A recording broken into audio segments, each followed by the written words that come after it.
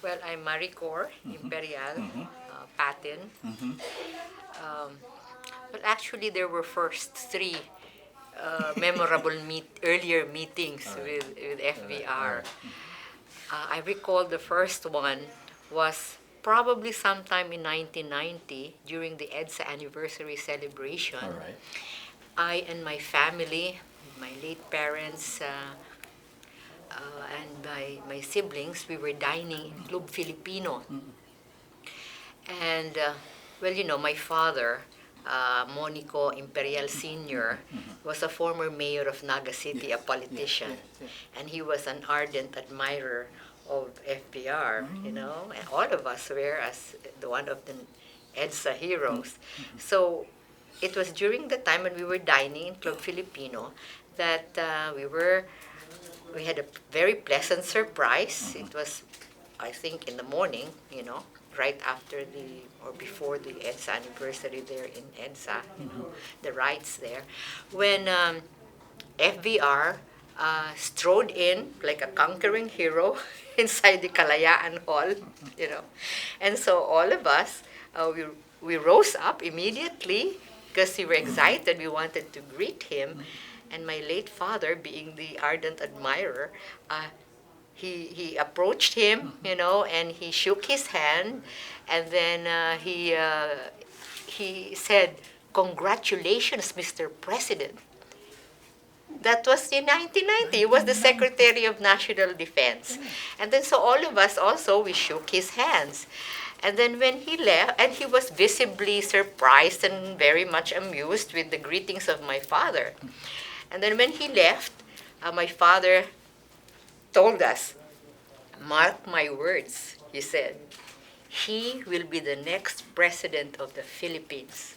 And he said, "And I will help make him president." And so we clapped our hands. Yes, we flashed the thumbs up sign, the trademark thumbs up sign of FBR.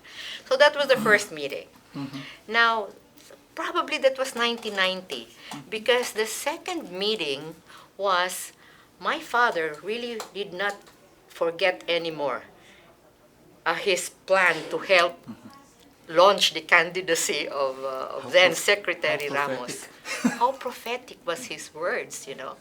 So he could not forget it. He would always talk to me about it because I was the one left in the house because my siblings had gotten married and I was the only one there.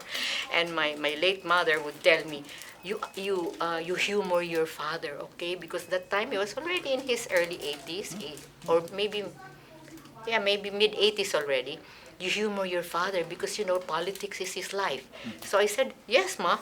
And then he said he was always talking to me about helping, supporting FBR if he decides to run for president. But had FBR already made an announcement, or Nothing had at you all. already intimated? Nothing at all. Nothing at all. So this was just really. This was a prophetic thing from him. He had a vision. My father was a visionary, and well, and during the time, he already reorganized his regional party, the Bicol Saro. Yes.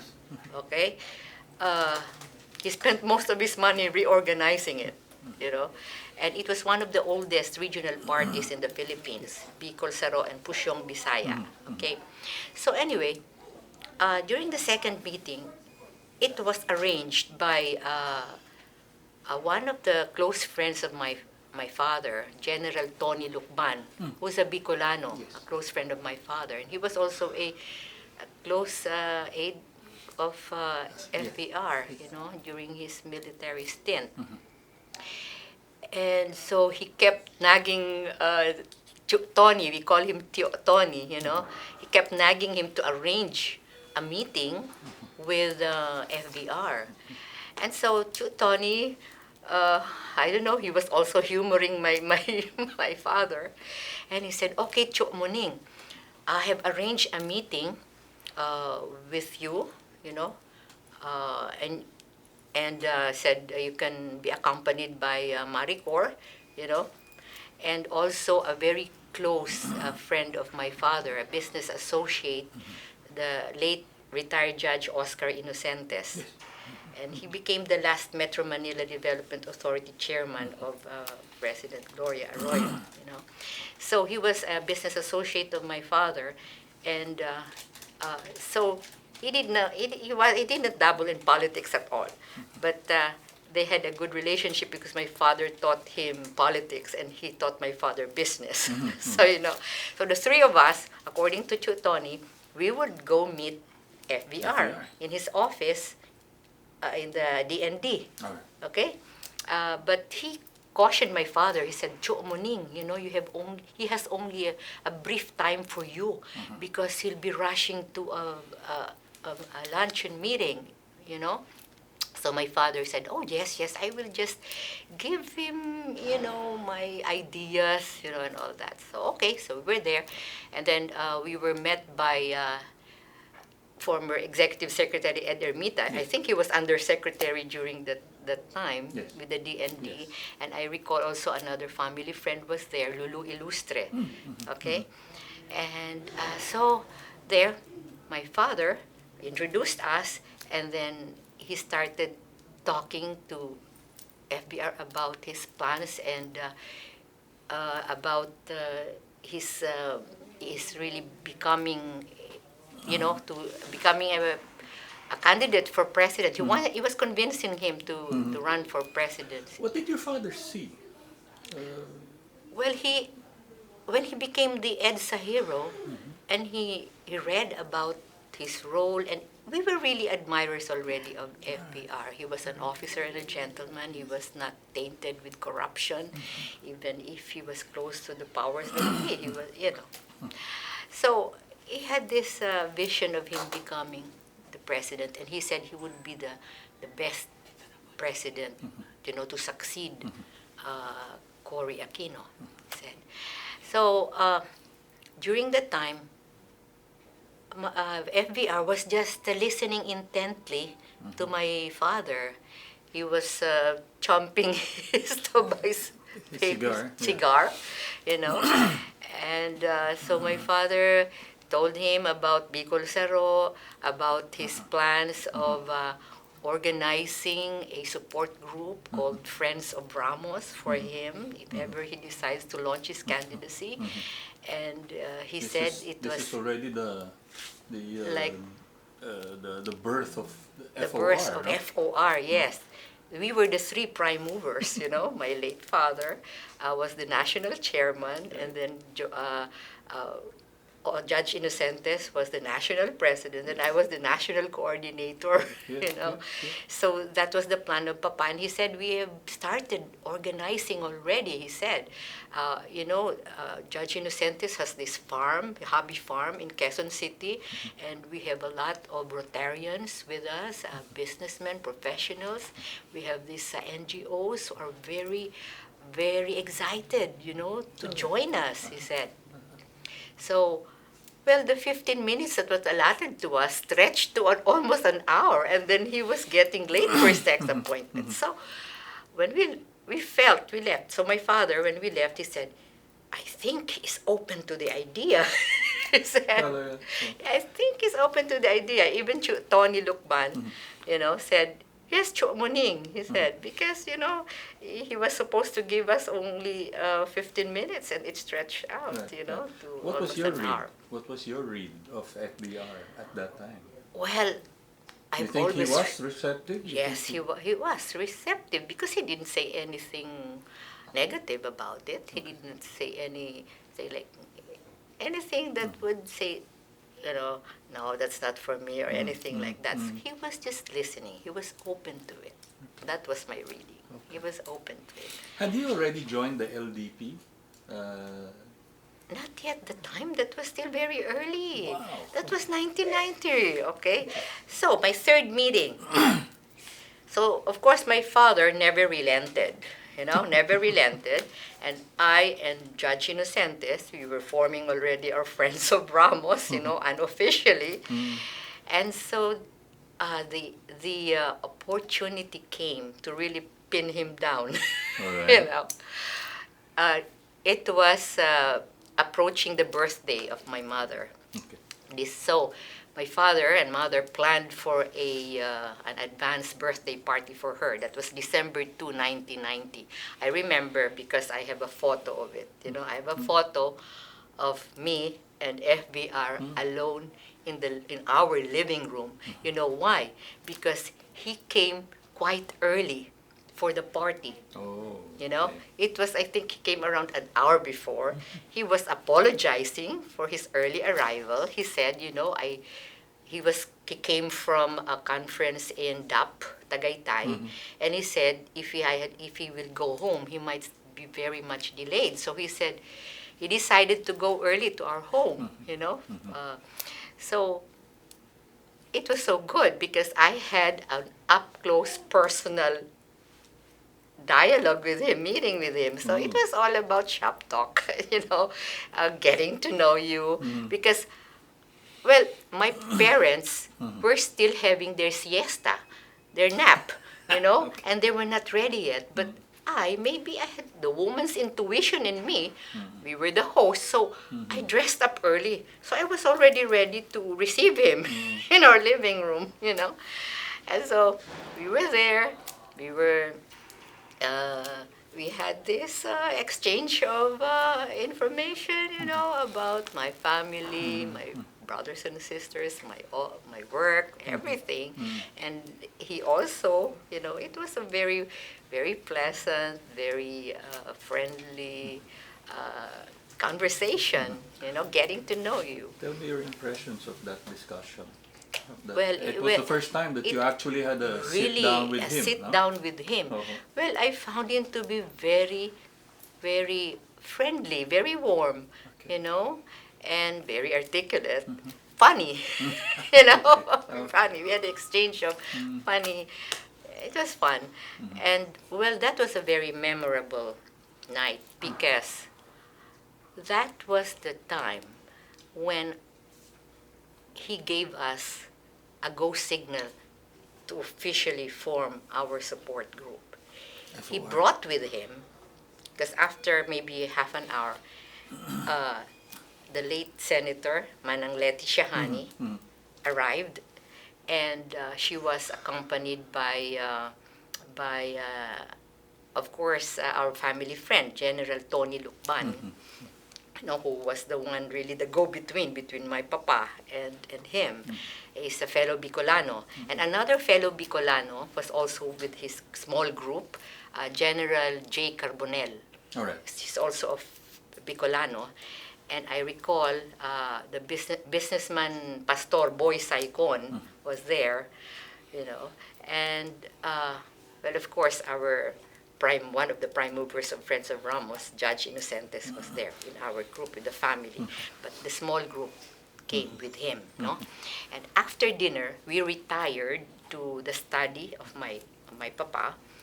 And then that was the time already that my papa, again, opened up his hidden agenda for the party, the get-together, really, was that to pin him down and to really already convince him and make him agree to become a candidate for as president, for the presidency.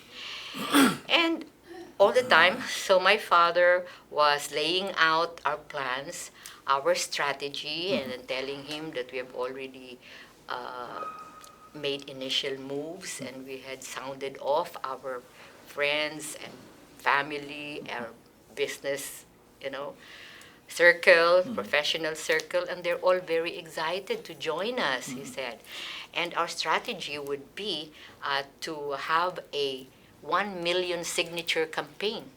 There you are. Yes. Okay, Yes. a 1 million signature campaign, which was would be launched by the Friends of Ramos, convincing him to run for president. Why 1 million? Well, it was just it was a good number, 1 million signatures, to make it really convincing, So we would gather this. Our goal was to gather 1 million signatures, even if we didn't. It was our goal, It was our goal. And so he was just listening to us and then interjecting sometimes, And then What would he say? I mean, was he giving directions, or was he just He was still listening. He was still listening, Okay. but he would interject sometimes. And then what he did, this one was really very symbolic. I'm sure he had already that on his mind. He turned to my mother, and so he addressed her. He said, "Tia Diling," my mother is Adelaida. Her nickname was Diling. He said, "Tia Diling, may I borrow your placemat?" Our placemat, okay? And then he got his pen. This was after my papa would lay down his plans, about talking about our groups, small groups, getting together and all Yeah, that. So yeah. he doodled, he wrote small circles on the placemat, and then one big circle. And then he said, Cho Muning, what we have here, your small groups, these are the oil spots. The oil spots, he said, the small circles represent the small groups that you're going to form now. But you know how oil is. They will come together and form this big circle. Okay. So we will be a formidable force. That was what he said. And so after that, he already gave us the go signal to organize. And so we did. And then that was the time so we were busy, gathering signatures, tri-media, and all that stuff. And then we were joined by other small parties, small political parties and NGO groups, and we called ourselves the People Coalition, headed by the Friends of Ramos. Yes. And then I recall I had the privilege to present to FVR the 1 million signatures, at the Historic Club Filipino. That was after he lost the LDP convention. Oh, And I recall my father, after he lost, he told him, he quoted someone, a U.S., I think, he quoted someone, he said, Secretary Ramos, we only lost a battle. We have not lost the war. We will continue. We will fight. And the rest is history. Your father was a very persistent man. He was. And And he he believed really in it. had a vision And he believed in that FVR. he will help make FBR the next president of the Here's what I Philippines. think. The reason why I asked about why 1 million is I have several theories, and you can react to them Yes. if you could. You gather 1 million signatures. It's a test of organization. Yes, that's true. It's a test of people's confidence and trust. in- Correct. Yeah. And when you present that document and you show it to political leaders, say Mrs. Aquino, Correct. di ba? Then Yes. it might be an inroad to an endorsement. I have another story about it, because now you mentioned President Cory Aquino.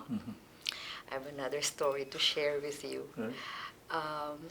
You know that President Cory Aquino announced that she will announce her choice for the presidential candidate that she will support during her birthday. January 25. 25, I think, January 25.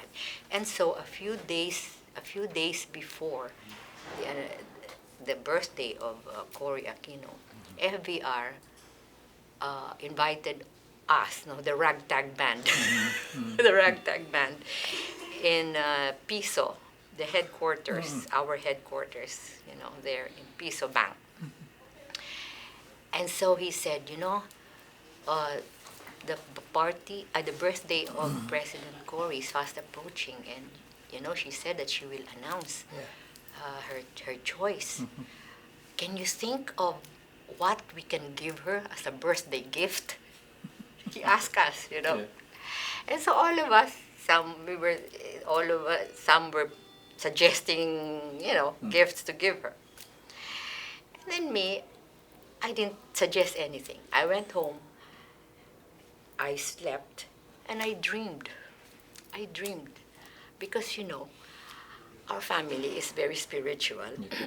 We were propagating the devotion of Saint Michael the Archangel Okay. during the time when there were coups d'etats, Yes. because my mother, my late mother, the devotion to Saint Michael, she said, we have to propagate the statue of Saint Michael, the devotion, and our petition would be to protect, President Cory Aquino, FVR, and the loyal military forces, to help them, defeat this coup d'etat, this rebellion. So we were doing that. We were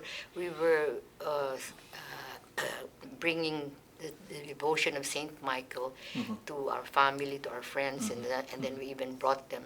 We even brought his statue to the chapel of the military, So that was the background. And so that morning, I dreamt that I should donate my statue of Saint Michael as a gift of FBR and our group, our forces, the ragtag army of FBR, as a gift to President Cory Aquino. Oh. Because she was the one we were asking, petitioning Saint Michael to protect, and to protect FBR and the loyal military forces, So that was the background. And so I called up FBR and I told them, sir, I had a dream last night, and I believe that Saint Michael, the statue that we have been, moving around and praying to for your protection and the country, he would want to be given as a gift to President Cory. All right. And then, so there was some kind of silence at the other end, Hello, sir, I said, did you hear me? And he said, yes, I heard you. But he said, don't you feel that, would you feel all right that you will be giving up your statue of Saint Michael? And I said, yes, sir, I would. I said, because Saint Michael chooses who he wants to go to next. And I, yes. He said, okay, come here to the office. And he said, you and Vicky Martinez, the niece of Tita Ming, Yes. who was his private secretary, said, okay, you bring your statue of Saint Michael here, and you prepare him, as a gift. So I said, yes. So I brought some yellow ribbons. Place it here, place it there. And then, so the plan was for me and a small group. I recall the late Ambassador Verceles, who was also close to my late father, a fellow Bicolano. Yes, and I think, I'm not sure if Bitay Lacson was with us, We were just a small group, and so I told Ambassador Verceles that time, you be the one to bring the statue because it's kind of heavy, I said. Yeah. And then I will be the one to share with her, the background of Saint Michael, the statue. So that's what we did. And so we went there, we brought the statue to President Cory, and when we got there, the minute that she accepted us in her study, and then when she saw the statue of Saint Michael, she said, "Is that antique?" She asked us, and I was the one who replied. I said, "No, ma'am, but he's better than antique." Really? Why is that? Because he's a veteran of 7 coups d'etats. And so I narrated to her, about the background of Saint Michael, purpose. And then after our snack, she told us, "Can you all keep a secret?" So We were excited. He said, yes, Mom, we can keep a secret. And she said, well, you know, you have to keep this a secret because I announced that I will announce my choice of who I will support, the candidate that I will support on my birthday. Okay? Yes, Mom, we will keep it a secret. And then she said, my choice is Eddie. She said, my choice is Eddie. And so we were all clapping our hands and we, thank you, ma'am, thank you so much. And so on our way back to the headquarters. Do you remember what day that was? You said it was, It was several before. days before Yes, her it was birthday. before her birthday. I don't know exactly now the date, but it was before her birthday. And then we called we called FVR. He was in his smaller private office near Piso Bank. You know, I forgot the name. Was it Uno? I think Uno. But and then he was with his close-in advisors there. I recall there was General Almonte there, you know, probably the other close-in advisors, you know. And then so I told him, I spoke to him. I said, sir, you know, she told us that her choice is you. Her choice is you. And then FBR told me, oh, really, Maricor? She said, Saint Michael did it. Said, Yes, and then yes. I think there was clapping in the background. You know, there was clapping in the background, and he told me, listen to them clapping. You know, so we went directly straight to the headquarters, and we had a mass there. We had a Thanksgiving mass in the parking area. I remember. I recall. At Piso? Yeah, Yeah. Piso Bank was owned by Tony Bilar. Tony Bilar. So it was he lent it or it was being rented. It was being rented by the campaign. Yeah. You know. Yeah. So that was another memorable Wow. thing that happened. Just tell me what it was like gathering. I mean, you were, I suppose, already exercising your function then as national coordinator. I mean, what was it Yes. like gathering Oh my 1 God. million? Well, it was tough. It was a tough job, Oh, but wow. you know, there was really this very strong clamor, you know, clamor for him to run as president, you know, and so many people believed in him, you know, and well, we had also we were raising funds, our own funds for Trimedia, you know, but it was very expensive, of course. But it was just like really bayanihan, bayanihan. And we wrote key figures, NGO leaders, businessmen. Our core group was the Rotarian friends of Yeah. ours. They were scattered all over the archipelago. Yeah, yeah. And so we formed, you know, barangay and Yeah, yeah. Small groups, cells, city, yeah, you know, yeah. provincial, regional, yeah. and all that. But that was already, in effect, a dry run for the campaign. Exactly. Huh? You guys were preparing for it. That was a strategy. It was a campaign strategy because if we have them as members, we were giving them out membership forms to become Friends of Ramos members. And then we appointed, you know, leaders, you know, from the grassroots Yeah. to national level, you know. So that was our strategy. And there was a great enthusiasm to join, you know, And because true they enough, believed in FVR being the best president Yeah, to succeed yeah, yeah. Cory Aquino. But tell me the appeal, because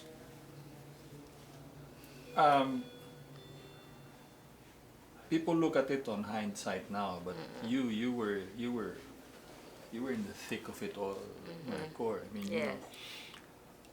know, FBR was the stiff, dry, Yeah. colorless character of a military man. I have another As story against, for that. as against the Yeah, the colorful very colorful personalities, Speaker Speaker Mitra, Mitra, who was Miriam, the fiery Miriam, yes, Mrs. Marcos, yeah, that's true. Danding, and then Senate President Jovito Salonga. Yeah. How did Well, people well, find themselves attracted to I think then non-traditional and na, not even a well, politician? I think it was being his non-traditional that was really the attraction there. Non-traditional, but number one, he was regarded as one of the heroes of the EDSA revolution, the turning point, because he led the military to join, correct? And, well, he was an officer and a gentleman. That was how he was, the impression, you know, of the Filipino people towards him. He was an officer and gentleman. He had a military background, so he would be strict, and he would have this strong political will. A discipline. He had discipline, you know. And as an engineer, he was a builder. As an engineer, that is his background, and Yeah, but he would really build, you know, build from the, you know, what happened. Our economy was really on the doldrums because of the coup d'etats. So people saw leadership. He saw leadership in him. He saw leadership, and he saw him as a strong man, because we needed a strong man, but someone who can be trusted. You know, he was sincere. He had all these attributes. That was our impression, the Filipinos' impression of him. He had all these attributes, you know, of a good leader. He was sincere. He was honest. He was firm. You know, he was a consensus builder. He had discipline, you know, as a military man, and he had a vision. So you were getting already into the campaign proper. He lost the he lost the The he lost the convention. LDP Convention. primary. But actually, But you he know, did. yeah. But he did push through. Yes, yes. Because Your of father, your father, persistent man that he was. yes, Well, and you all know, the other and leaders, all the other. all the But other leaders. what was it like? What was it like working with a very broad coalition? You were saying business groups, civic groups, Yes. and then eventually he had to form, or there was also the Yes, lakas our small groups, we formed it. The umbrella was the People's Coalition, Yes. and then eventually during the campaign itself, we were invited also to join already an umbrella group called the UPPM, United People Power Movement. You know, but we did not lose our identity. You know, we had our own group, we had our own membership, our own support group. And well, you mentioned something I forgot about. I was going to. I recall another important thing there. Well, maybe it will just come Okay. up. But that was that was a very broad rainbow coalition there, Yes, no? yes. Well, because I think the pivotal moment there was when he got the support of President Cory Aquino. So the others who were just at the background felt that, with the support of the incumbent president, he would be a viable candidate. And then so the businessmen, you know, started to also donate. Yeah. Because earlier on, we didn't have any. We sourced out our own funding, the volunteers. What was his management? Was he a hands-on person with the campaign, MARICOR, or what was his management leadership style during that time? Yes, he was a hands-on because he would have regular meetings. Yeah, we would have regular meetings with these close advisors, and one of them was my late father, father, yeah. and I would always accompany him, and also Judge Inocentes Yes, because yes. we were the prime movers, Yes, yes. and then we were signatories to the eventual organization of the Lakas Tao. Yes. So I still have that historical document. Document. Yes, and I also have that going back to the present, our gift to President Okay. Cory Aquino, the statue of the Saint Michael. I I asked Vicky to type the prayer of Saint Michael, and I still have it. All of us signed around it. Wow. Yes, 2 copies. One we gave to President Cory, and one I kept at home.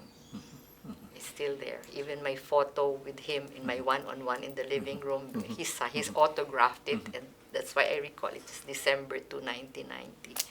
Yeah.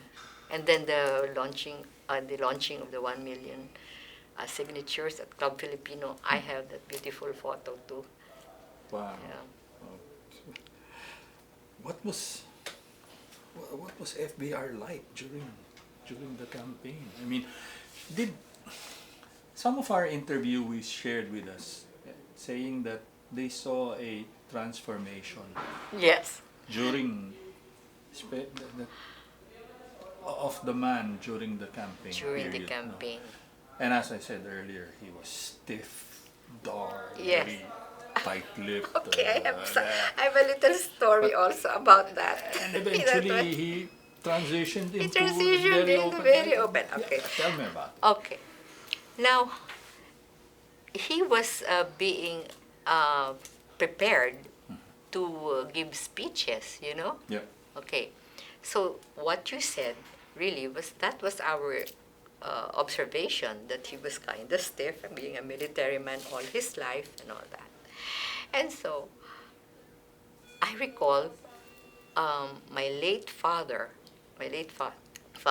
advised him. He said, you know, how do you he called him, I think, still General Ramos. He always called him General Ramos. You know General Ramos. Sometimes Secretary Ramos. You have to loosen up, you know. You have to loosen up.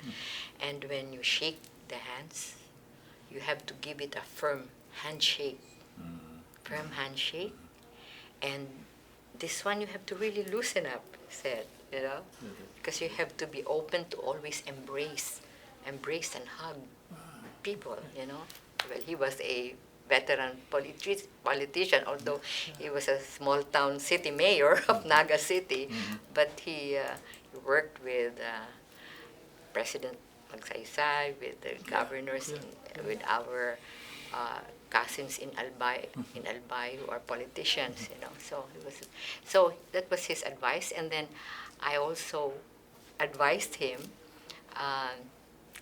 to practice his speech in front of a mirror. I said, you know, practice his speech in front of a mirror, and then, you know, so that he will also have a more, how should I say, more relaxed manner, you know, and all that. And I think he did, because there was a really very good transformation, you know, from being stiff, military life, in his manner and this disposition, and he loosened up and he started sharing jokes, you know. He started sharing jokes. He became more open. He became more open, warm, and I think he was really that, but only because of his career, his profession was he always had to put up a firm or a front. stiff front.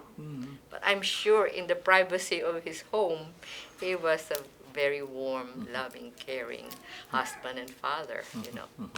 And that's the one that came out. That came actually. out, a very good friend, yes. Oh. Friendly, warm, cordial.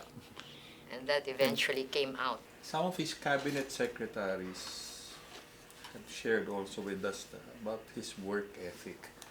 I mean, he starts the day early real early and ends it late, real late.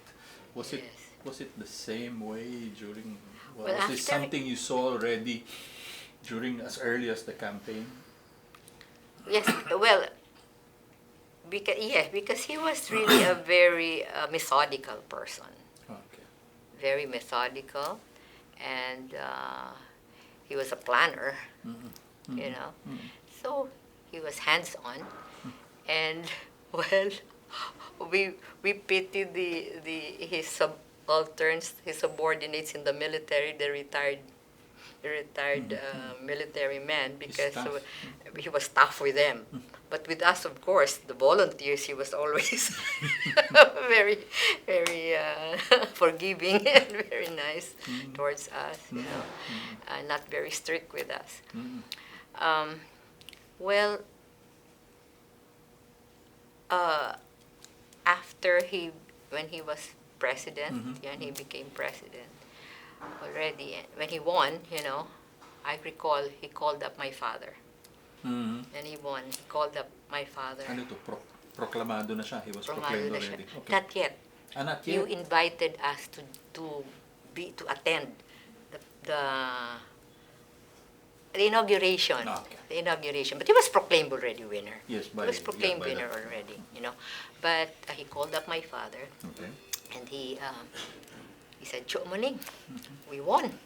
He said, "So you should not be absent. You and MARICOR and the family, you should be present in my inauguration," he said. And then, so said my father said, "Of course, we will not miss that for anything," So he confirmed our attendance. And then, well, I won't share. That was the time.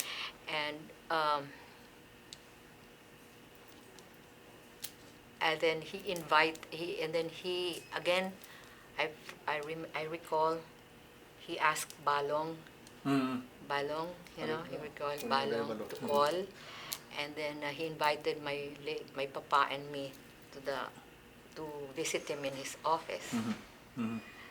His office. You think this can be? No, go ahead. Good. Yeah. And then so my papa said, my papa was lazy already to be going out, in advanced years. So he said, MARICOR will go there. She said, MARICOR will go. I said, okay. So when I arrived there, he was in Barong, Tagalog, very presidential looking. And then I approached him, and then I pinched him. I said, "Sir, you are really president already?" I said, and then he said, "Yes, I'm president already." And Balong was It's for laughing real. also. Balong was laughing. And then he said, "MARICOR, what can I do for you?" You think this will... I don't Good. think... I was going to ask you anyway. Okay. "MARICOR, what can I do for you?" And I said, "Nothing, sir. Nothing at all." I said, "Well, our mission has been accomplished. Right. Right. We helped you, in our own little way. You are now president, and we will support you all the way." Nothing. I said, "I don't need anything." He said, No, he said, "because, you were very active in the campaign. You knew all those who helped us, especially from Bicol," he said. "So you will have to help me in my administration," he said. So he was going to draft you into Yes. into service. Into service, So I said, "Well, sir, I'm happy with my work." And I was a manager of a small bank, So said, no.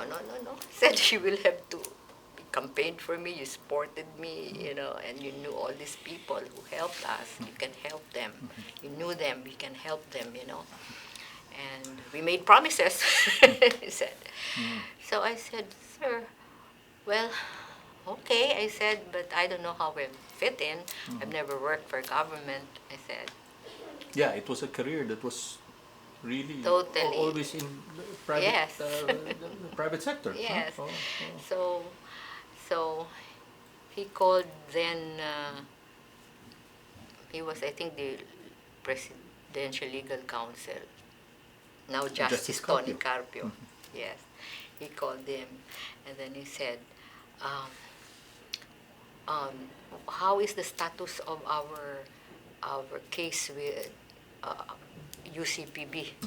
He said, because he knew that I was a manager of In a small banks. bank. I was in banking and a background. And then I was this then I don't know how we were, Secretary Carpio. I said, sir, well, we're still working. Right. We're still working on it. And, but maybe it will be already, nearing its completion, And then, so he said, okay, MARICOR, I will appoint you as a member of the board of UCPB, he said, when it's already, settled, he said. But right now, I'd like you to work for me first in my private office in Malacanang together with Vicky Martinez, And so I said, okay, sir, I said.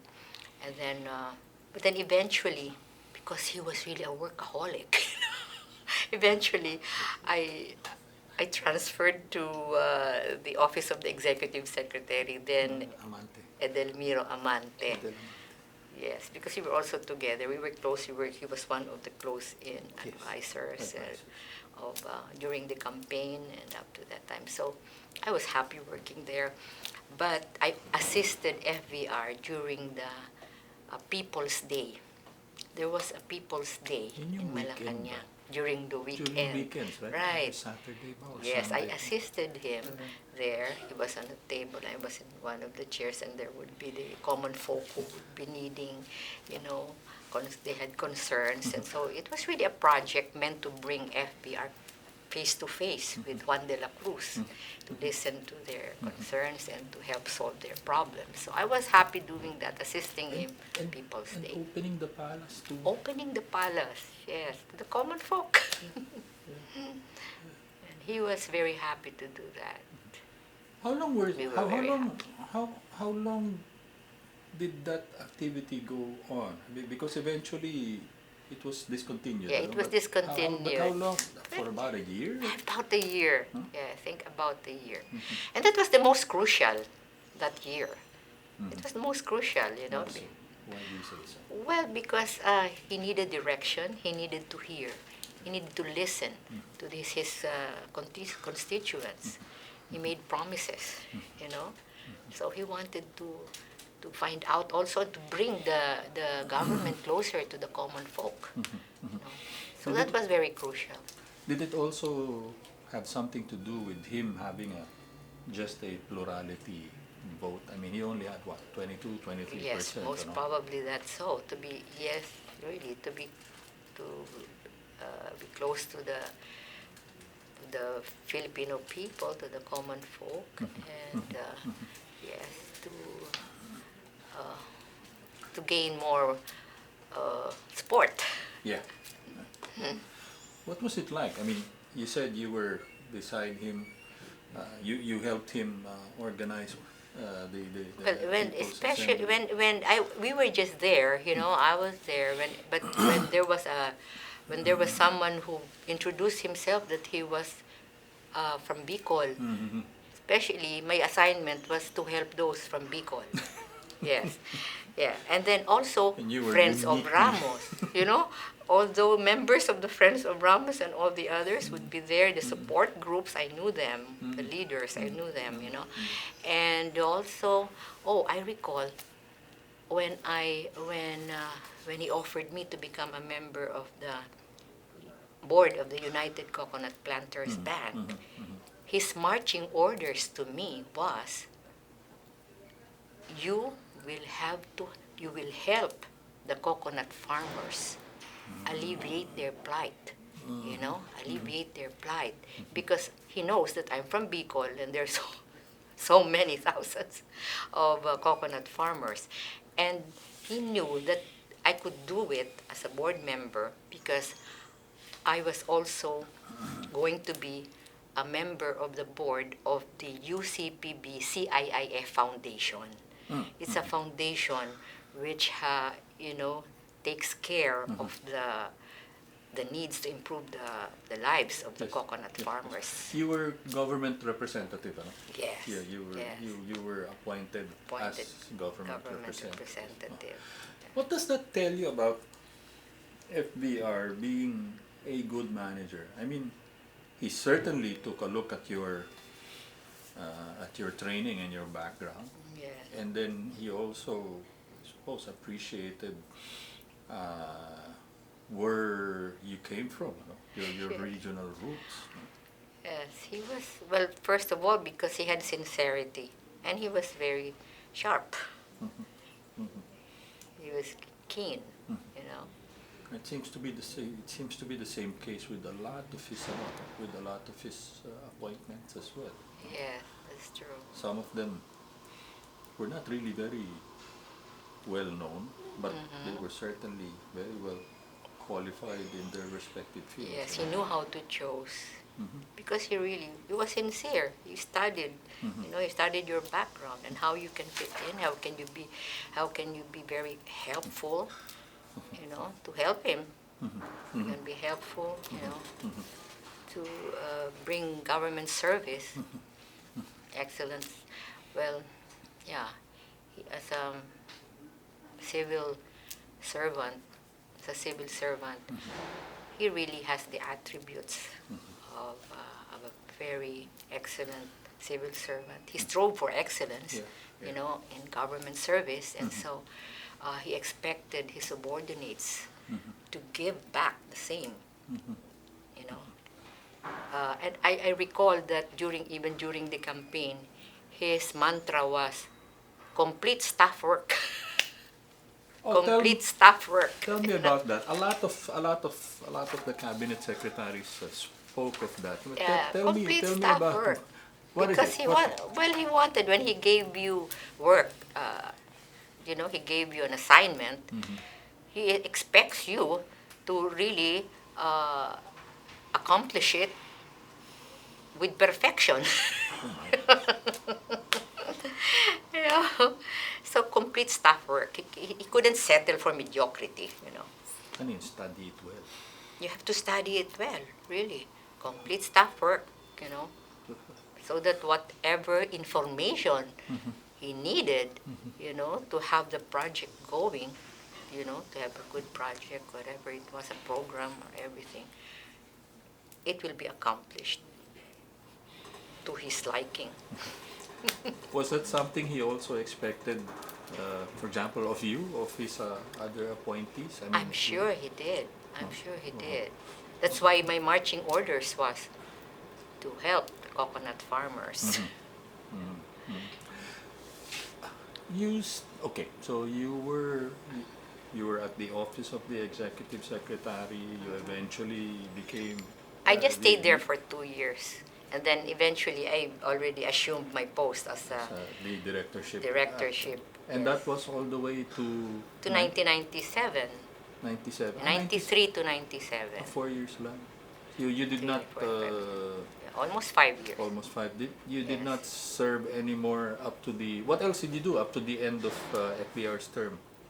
What else did I do? Or okay na after 97? After 97, well, after went back to 97, I went practice. back to our private family business because we had a market, you know. So I was the CEO there of our private market, and but then I was called back to service again for the government when FBR supported Gloria Arroyo as president after ERA, because just a short time, and he supported him. We supported Gloria Arroyo when he ran for Senate or for Vice President. Tinulungan din nila. Yes, because we were already in the party. You know, we were already in the party, and so whoever FVR supported, we supported it. But, you know, we believed. The first time that I reached the provinces, Visayas, you know. Of course, here, Metro Manila, Visayas, and Bicol. Mindanao. Mindanao, I don't know if I reached there. I can't recall, but I'm sure that I reached Cebu, Mm-hmm. you know, and then Tacloban, Samar, you know, Oh, really and then we exciting. went to Cagayan, and all those, and then Bicol. But my There, let me. most exciting was during a convention of the LDP in Albay. In Albay, Your home region. yeah, yes. And so FBR invited my papa Mm-hmm. and myself and uh, both of us, because Judge Inocentes was the advance party there because he handled the legal.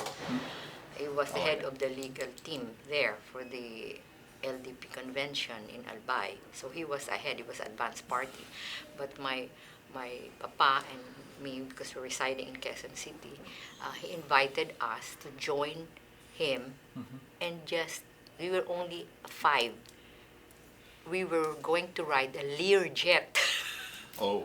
Yes, we were only 5, so it was him. But my papa begged off because, well, in the past he had this trauma from flying airplanes, so Yeah, he yeah. begged off. Okay, but there was only one time that he agreed to ride the helicopter with FBR and myself. You know, from Bicol to here in Metro Manila. Metro Manila. Yes. But that one, that was most exciting for me. My father said, "Ne, Maricor, ne, you go ahead. You go with FBR." And so FBR, Manang Leti Shahani, Ambassador Berceles was a Bicolano, myself, and I forgot the other one, but we were only 5 there. That Was it a bumpy ride? That's why. No, no. Oh, you were lucky.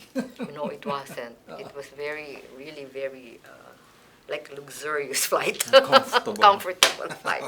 Yeah, very comfortable. Okay, so Executive Secretary's office, coordinator for People's Assemblies, and then you went on to your directorship at QCPB with the mandate of looking after the coconut The welfare the welfare of the coconut, of the coconut farmers. farmers. And then you went back to the private sector. No? Yes. But weren't you worried about continuity then, MARICOR? Because I mean, there was so much. There was just simply so much that FBR was able to do. I have during another that. story there. Yeah. But the There was just popularity very of Joseph Estrada, who had already announced that he was going to run and seek the presidency in 19. Exactly. How did that hit you guys at FOR? impact. It impacted on us. That is why when General Almonte, maybe it can be told already, no? Right. When General Almonte broached to us the idea, to our group, no, the idea of working to amend the Constitution. To amend the Constitution, you know, not for FBR to seek a full term, but just an extension of 2 years, you know. So I was involved with the PIRMA, Oh, okay. the People's Initiative for Reform movement, you know. So for charter change, Yes. called Chacha. So our group was involved there. But you know, the rest is, you know what happened. It was opposed by President Cory Herself. and Cardinal Sin. Cardinal Sin. And they announced that they were going to gather a large rally in the Luneta, you know, because I think their suspicion then was that FBR would entrench himself as a dictator. Another Marcos. Another Marcos who would, you know, continue his But was that term for something? long. But was that something you and the FOR contemplated on? I mean, did you guys think that let's have him, you know, stay on for in perpetuity or just No, really? not in perpetuity, because we knew that the people did not want anymore. After the dismantling the dictatorship, Yes. no, it wasn't a popular thing, Oh, to have to seek for another term. Mhm. But we were convinced that he needed maybe an additional 2 years, to continue his program of government, because we were doing well already because of the economic reforms, Yes. social reforms, and the Philippines was being transformed from the so-called sick man of Asia to an emerging tiger, And because of these economic and social reforms, we were cushioned during the currency crisis. Our economy was cushioned, So General Almonte, Secretary Almonte, who was an ideologue and who is he was really a partner of FVR for the Philippines 2000, you know. Um, so he thought of a way of amending the Constitution, working for it through the People's Initiative. People's Initiative, that's why the People's Initiative, it was questioned, it was brought to the Supreme Court, and it was very exciting. There was a tie. Yes. There was a tie during the decision in the Supreme Court, but because we were the ones who brought it there, a tie would not be good. It has to be that we have to have a majority. Yeah. The Yes. decision, Yeah, it needed an enabling law. Enabling law. So the Supreme Court. Yes, yeah, but set we it almost won there. We almost won there. There was a tie, Yeah. But because we brought it, I think the legality is you have to have a majority, Yes. at least one. So that was a Because setback, Chief Justice Puno, then, who was the ponente of that enabling law, he believed that there was an enabling law. So he argued about that. He was supported by some of his colleagues in the Supreme Court. But eventually it was overruled. Yes, And then actually. President Cory and Cardinal Sin weighed in.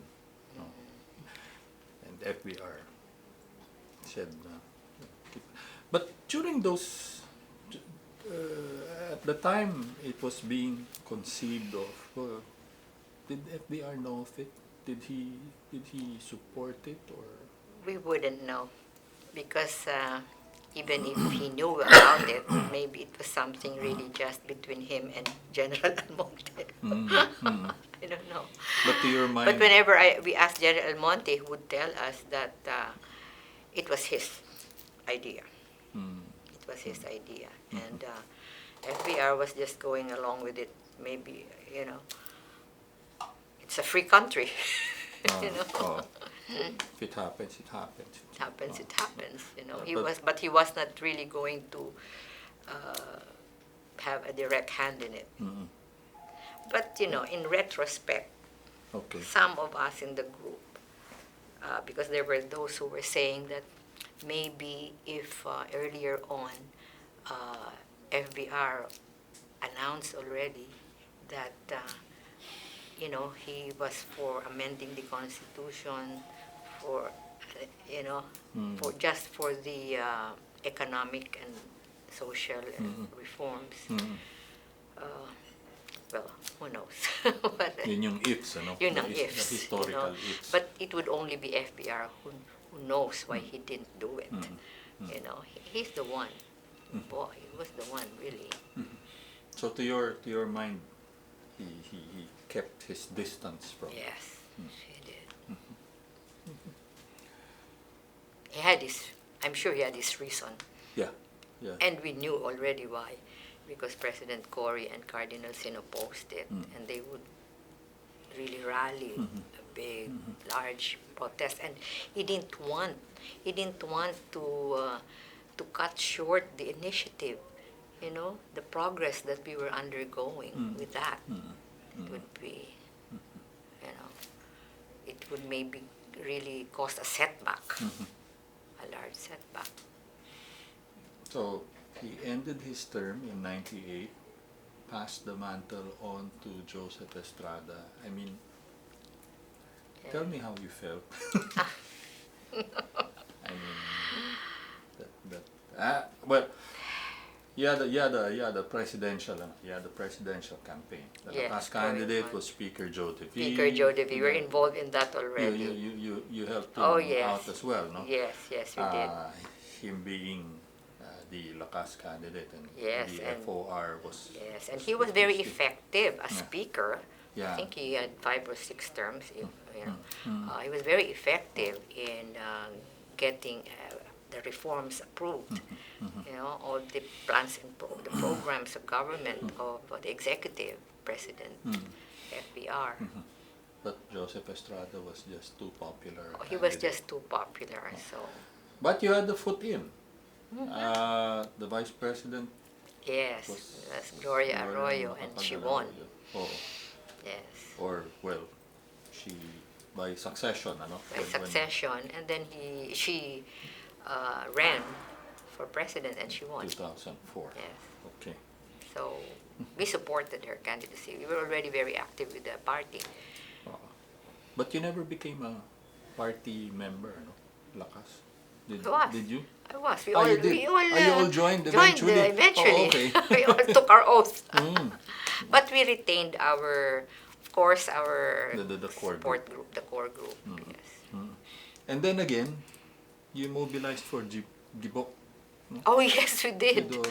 Oh. Yes, we did for Gibo. And FORT, Friends of Ramos, Ramos for Teodoro. Teodoro. Oh, okay. Did GMA and Gibo actually espouse the same principles that you saw in FVR? Oh yes, he did. Well, he was He also did. secretary You mean of Gibo? Gibo. Yes, he was also a secretary of National Defense. Defense. Oh. Yes, and because we were working, supporting the party, and the platform of government was the same. So he supported also the same. Okay. So, 1998, I mean, well, I suppose you dropped by and meet FBR. Oh, yeah. So tell me after- about, okay, yeah. Tell me Well, about, okay, so after his presidency, he became Citizen Eddie.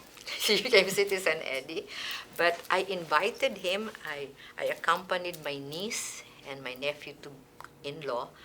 My niece is Kay Imperial Soriano. I accompanied them, and we asked FVR to become their ninong in their nuptial. Yes. So I think he was joking that time. Well, I'm waiting for your wedding. I said, don't wait for it. It may never come. I said, I was a confirmed bachelorette until last year, a very, very delayed hitching the wagon, So that was it. He agreed to become ninong. He was godfather of my niece. And then after that, I was a regular during birthdays. Yeah. Birthdays, anniversaries, the RP Dev events, and the book launchings, all these years. And well, our friendship was again sealed last year, as I mentioned. I asked him to become our ninong in our nuptial. So he is our ninong. Manu po ninong. He would always See you greet him. several times over, no? Yeah, so all What are these the- years we have been. What are the interactions like? I mean, you talk about the good old days. Sometimes, but he's always, we would watch his video, yes, and he would give us his signed autographs, sermons, bulletin sermons, and we would discuss it, just catching up, Catching up. Okay. catching up. All that. Is there an FBR moment for you?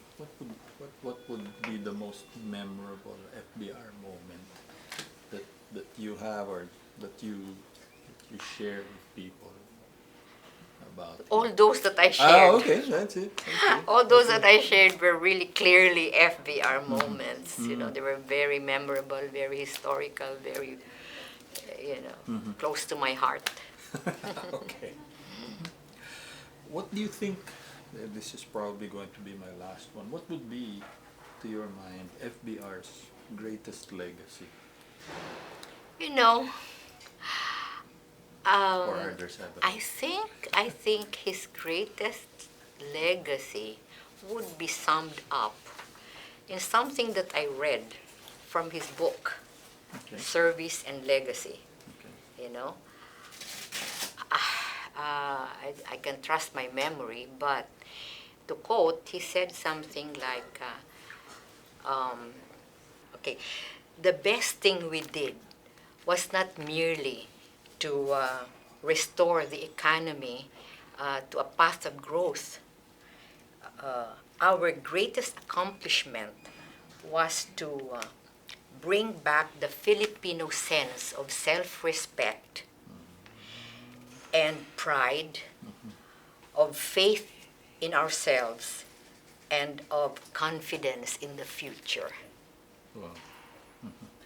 I do believe that is FBR's legacy. FBR's legacy. And I was reviewing his books and I saw that. That's why I wrote it down. For me, to my mind, this sums up FBR's legacy. And it's resounded to you, no? Obviously, Yes. over these so many decades that you've been interacting with him. Yes, that's true. So those are my parting words, quoting my idol, FDR. Thank you very much. Thank you very much. Thank you.